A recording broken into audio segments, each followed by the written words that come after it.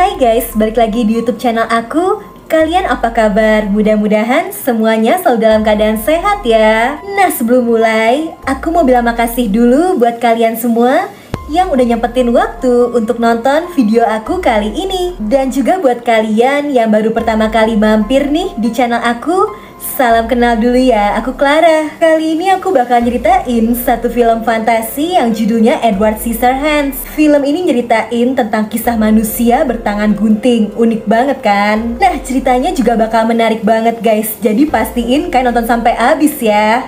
Gak perlu lama-lama lagi, aku bakal langsung aja nyeritain film ini ke kalian. Tapi sebelumnya, aku mau minta tolong dulu dong guys, bentar aja buat like video ini. Dan jangan lupa di subscribe, terus nyalain juga lonceng notifikasinya, biar kalian gak ketinggalan sama video terbaru dari aku. Dan biar aku lebih semangat juga ngontennya. Jadi suatu ketika, ada satu bocil yang minta didongengin sama neneknya sebelum tidur. Si nenek akhirnya mulai cerita tentang asal-usul dari hujan salju, dimana kemunculan hujan salju sebenarnya ada kaitannya sama kastil angker yang ada di atas gunung. Jadi puluhan tahun lalu, ada seorang ilmuwan yang tinggal di kastil itu. Dia ilmuwan yang bener-bener jenius. Saking hebatnya, dia bahkan bisa nyiptain manusia dari robot pemotong. Manusia ciptaannya itu udah hampir sempurna. Dia kasih nama Edward atau singkatnya Eddie. Tapi sayangnya guys, sebelum tangan mesin pemotongnya diganti sama tangan manusia, ilmuwan itu udah keburu meninggal karena terlalu tua. Dan Eddie jadi tinggal seorang diri di kastil itu. Sementara gak jauh dari kastil itu, ada satu ibu-ibu nih yang namanya Peck. Dia ngejualin produk kecantikan. Dia tawarin dari rumah ke rumah, tapi susah, dia nggak dapet satupun pembeli. Dan di saat udah putus asa, dia ngeliat ada kastil tua di atas gunung. Karena Peck belum pernah nawarin produknya ke sana, ya udah dia iseng aja ngedatengin kastil itu. Begitu masuk, Peck kaget banget karena taman kastil itu tertata rapi. Bahkan bentuknya juga lucu, ada dinosaurus, rusa, tangan. Karena penasaran dan kebetulan pintunya juga nggak dikunci, Peck nekat masuk aja nih walau kastilnya kelihatan serem. Di dalam situ ada banyak alat-alat aneh, semuanya berdebu. Tapi Peck yakin kalau ada seseorang yang tinggal di situ, makanya dia cari-cari. Peck naik ke lantai atas. Di situ dia ngeliat ada sebuah ranjang yang kelihatan lusuh. Dan ternyata di pojokan ada seorang yang lagi sembunyi. Ternyata yang sembunyi itu si Eddie guys. Awalnya Peck ketakutan pas ngeliat tangan Eddie yang penuh gunting. Tapi Eddie mohon supaya Peck jangan pergi. Dia kesepian, tinggal sendiri, gak pernah ketemu orang lain.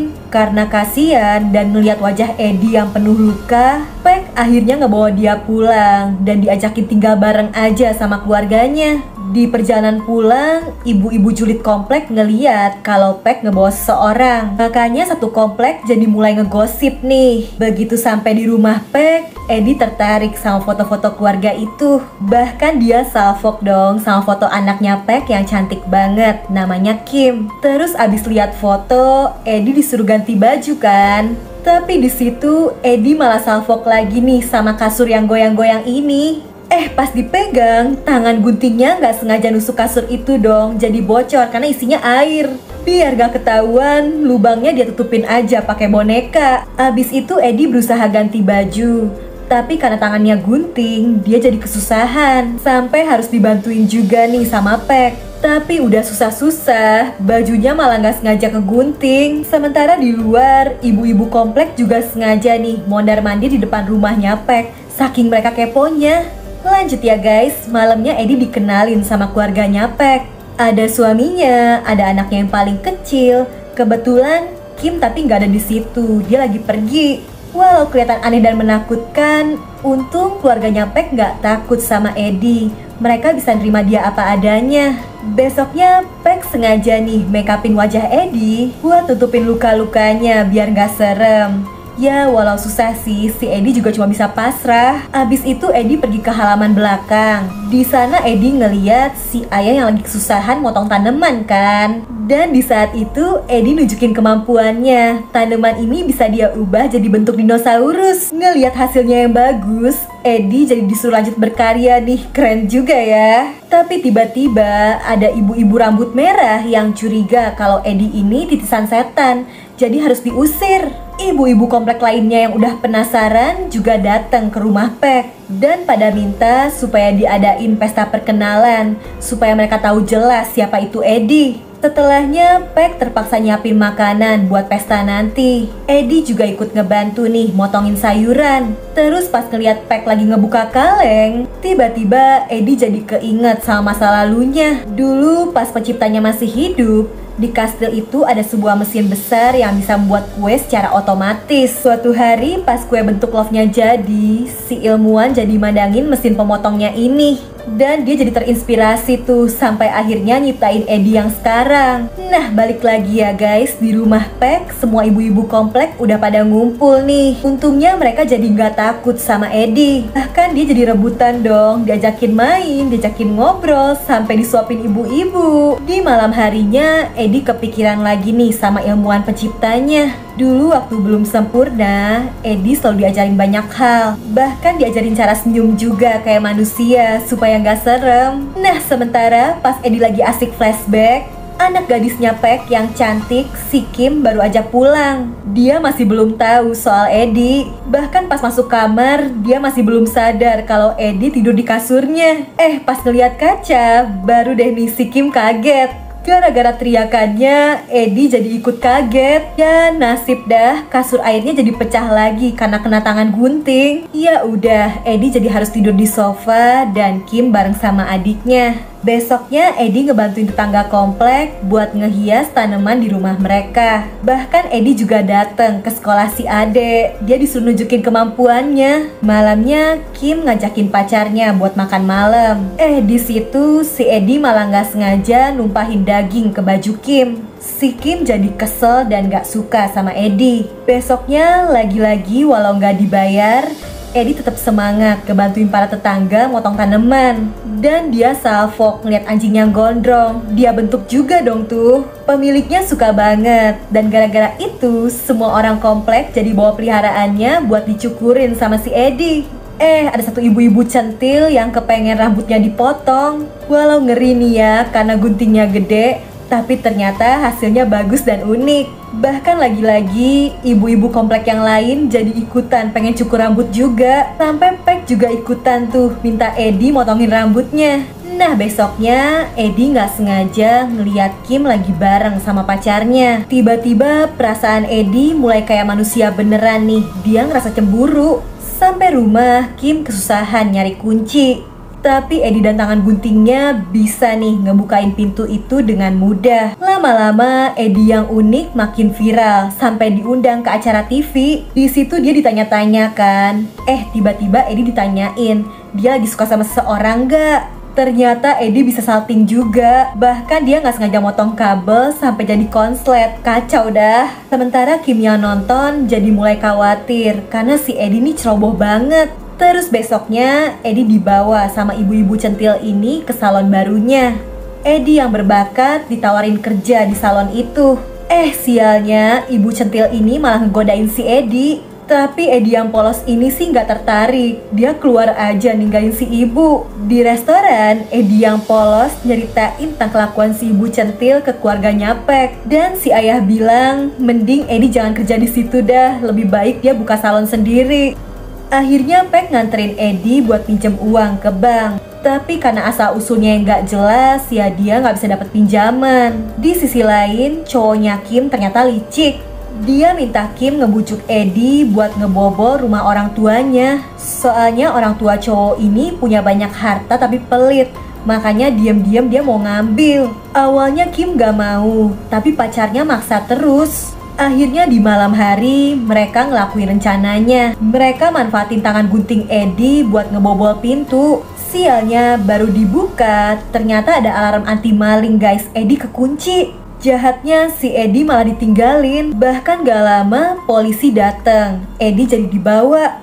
Pack sama si ayah akhirnya datang ke kantor polisi buat ngejemput Eddie. Dan karena mau ngelindungin Kim, Eddie nggak ngasih tahu kejadian yang sebenarnya. Di situ Pack ngiranya Eddie putus asa karena nggak dapet duit pinjaman dari bank. Makanya dia sampai nekat ngebobol rumah orang. Gara-gara kejadian itu, orang-orang komplek jadi mulai benci sama Eddie.